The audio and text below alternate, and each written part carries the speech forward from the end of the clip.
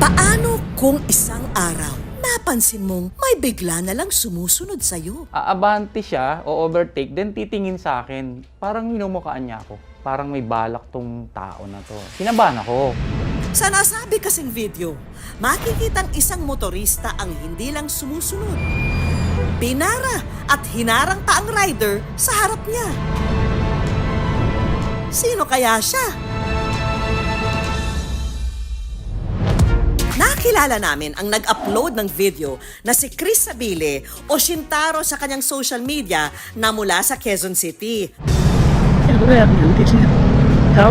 Madalas daw mag-vlog si Chris sa kalsada sakay ng kanyang motorsiklo. Pero ito raw ang unang beses na nagkaroon siya ng ganitong karanasan.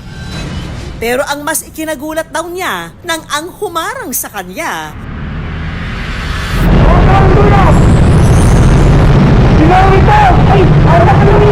kapatid pala niyang matagal nang hindi nakikita.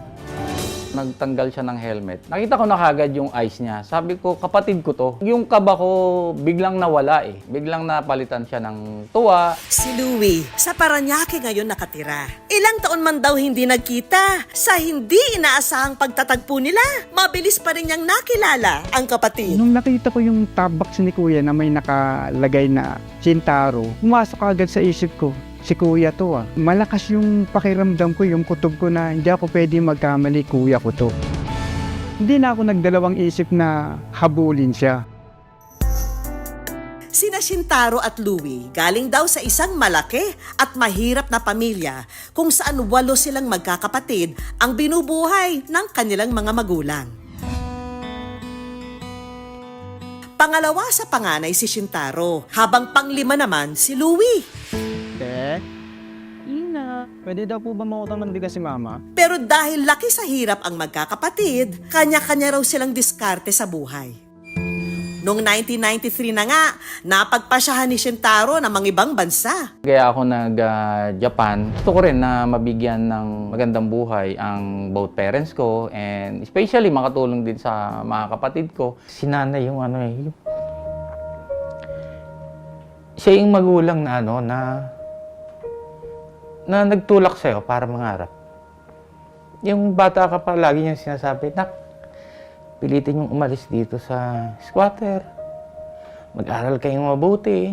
Sa ilang taon niyang pagiging overseas Filipino worker o OFW, unti-unti raw siyang nakaipon na itinutulong sa pamilya. Pero sa kasamang palad, noong 2007 at 2009, magkasunod na pumanaw ang mga magulang nila. O siya, sige na anak, okay na naman si Mama dito, huwag ka na mag-alala. Gusto ko umuwi dahil gusto ko makita ang father ko. Pinigilan ako ni nanay. Ang hirap para isang anak na hindi mo makita yung magulang mo na inilibing nang wala ka sa kanila. Nang pumanaw ang mga magulang, malungkot man, madalang na ring magkita-kita ang magkakapatid. Lalo na raw si Louie na paiba-iba ng tirahan.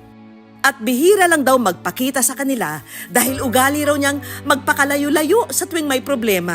Basta birthday ni nanay, birthday ni tatay, araw ng kamatayan, nandun kami. As in, naghahanda kami. Pero after that, wala na. Paminsan-minsan yung reunion, minsan hindi pa buo. Hanggang sa yung minsan na reunion, nawala na yon. Kanya-kanya na kami. Muli na lang nagkita-kita ang magkakapatid sa huling Christmas party ng kanilang pamilya noong 2019. Ito raw kasi ang panahong umuwi si Shintaro sa bansa.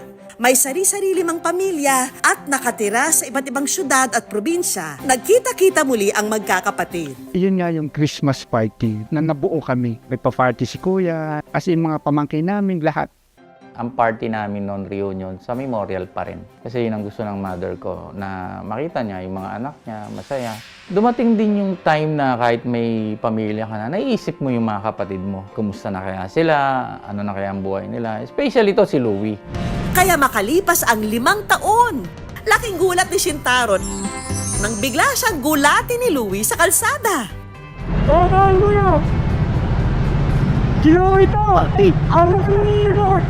Kung sinabi niya, "Kuya, si Louie to," yun, na ako, sobrang yung tuwa ko na parang, ano nangyari?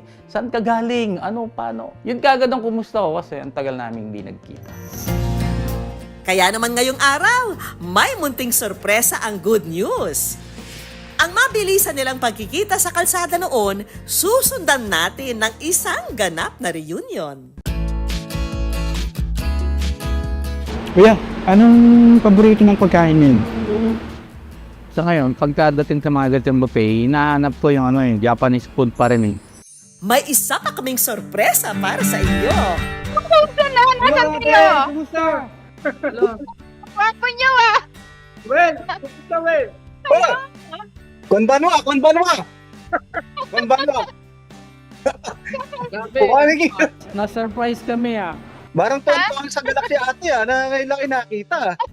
Kanina, pinag-uusapan lang namin na nandito kayo eh. Tapos bigla kayong ganun ba? andyan. Sobrang Ay, mas okay kung nandiyan kami. Oo nga eh. Wala, nakabuffet kami, hindi kayo kasama. Sorry, next time na lang tayo. Oo nga. Well, Nakapag-banding naman. It's been a long, long time. Surprise eh.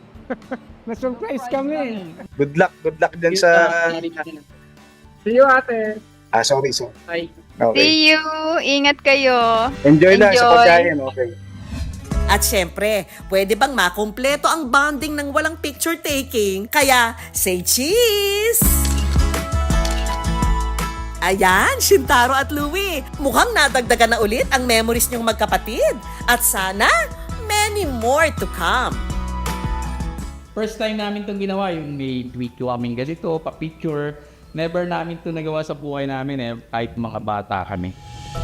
Anumang edad, malayo man o malapit, sa ating pamilya pa rin tayo babalik at babalik.